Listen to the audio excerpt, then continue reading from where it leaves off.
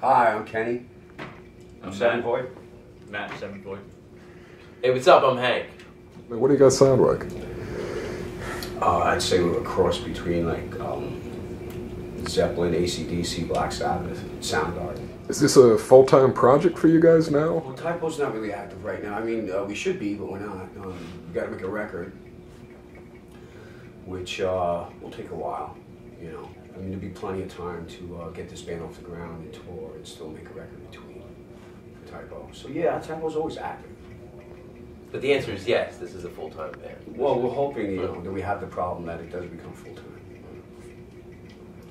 Now, how'd you guys hook up with Vinnie Paul? I don't know, Vinny for years. You know, we toured with Pantera a lot. 16 weeks with Pantera back in the day. All been friends for a long time.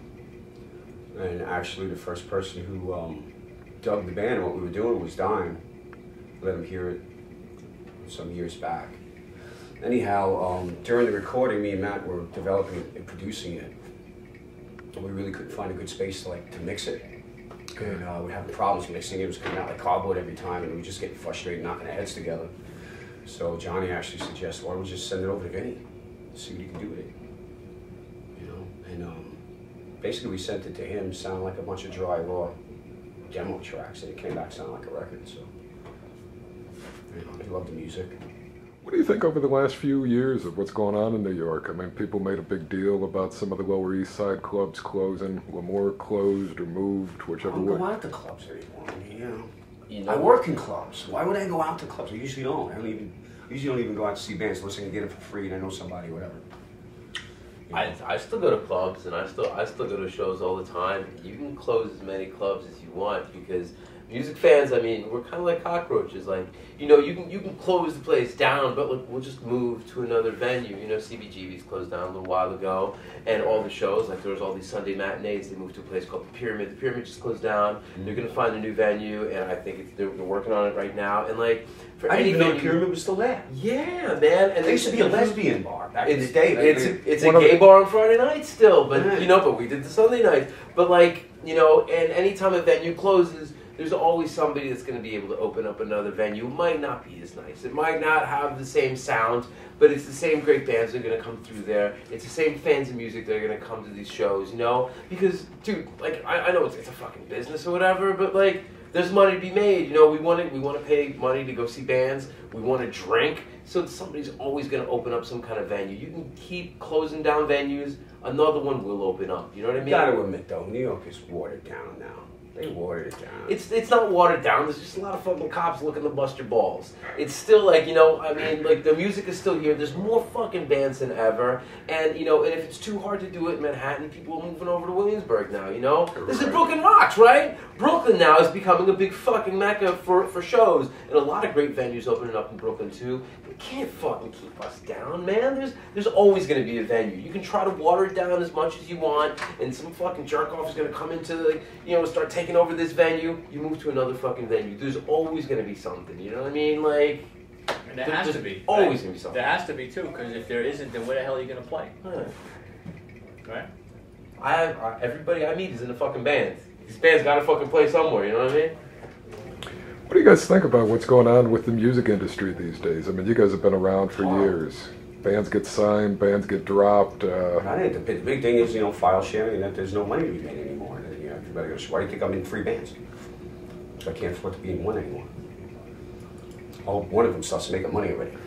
Yeah, you know, record companies have to get with technology. You know, if you're in a band, I mean, I think once you decide to be in a band, you've accepted the fact that I'm not really going to make any money. You know what I mean? Well, that's not true. That wasn't always true. I made money. There was a time when I made money.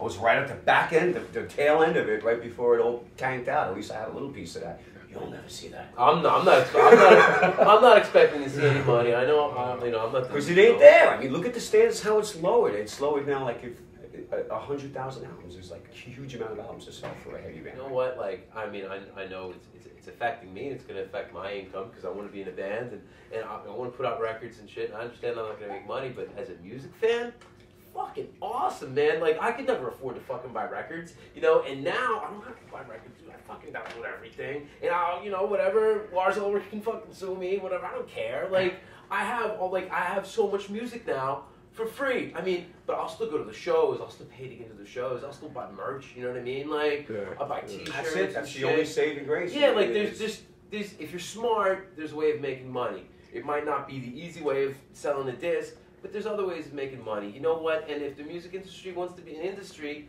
you're going to figure that out, and you're going to figure out how to make money, because music will always be there. Fans will always find a way to get it for free, so you got to find a way around it to make money on something else. You know what I mean? But as a music fan, I love technology. I love that I can download shit for free. I love that I can rip these guys off. It's fucking great.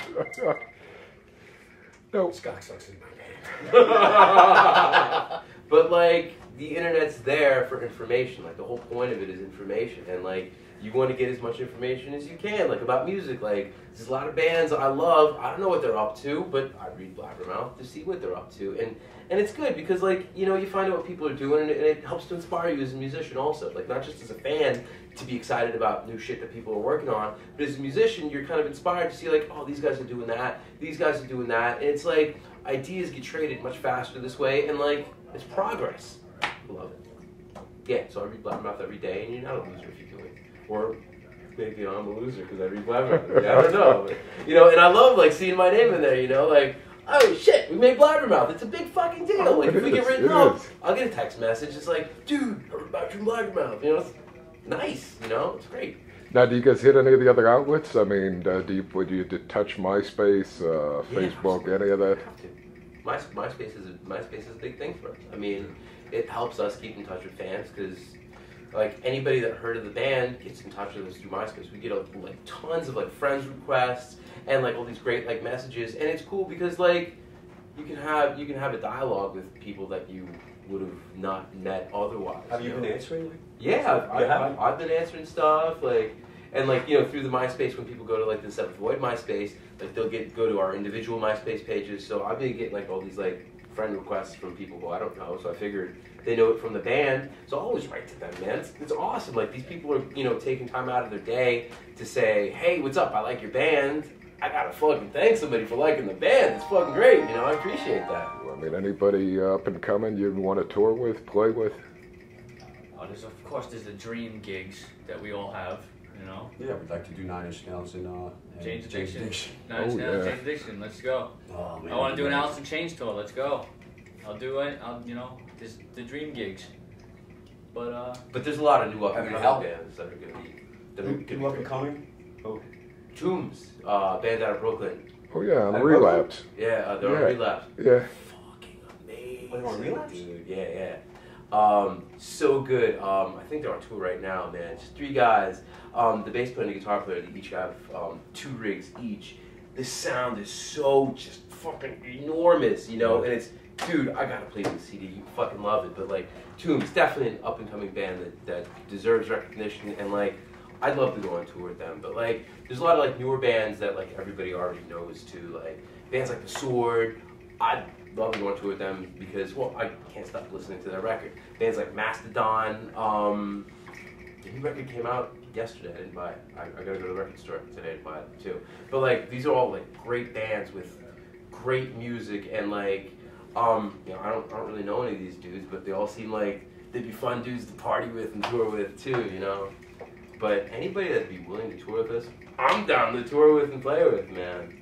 So last question, what do you guys do for fun when you're not playing? What do you do for fun? For fun, I play for fun. I'm actually in the band for fun. This is what I love to do. And if I'm not playing in the band, doing something band related, whether like creating like posters or doing just like, or like sitting and jamming, like this is fun. I mean, what else is there? I mean, of course there's the drinking and smoking and crap. But That's what I love. That's what I do. I have fun. I drink with my friends. But be a general asshole. Yeah. So it's a good thing. Mm-hmm. well, I guess for fun, I play ice hockey. Captain of a Brooklyn hockey team, Cool. and you know, I like playing music for fun. That's fun, definitely. Oh, riding motorcycles. Riding motorcycles. That's fun. That's cool. Yeah. Riding motorcycles. Yeah. play with my dog. That's fun. Thanks, guys. Hey, thanks for having us, man. Brooklyn Thank Rocks. you. Outright comes out April 21st. You go on tour with Static X, May 11th.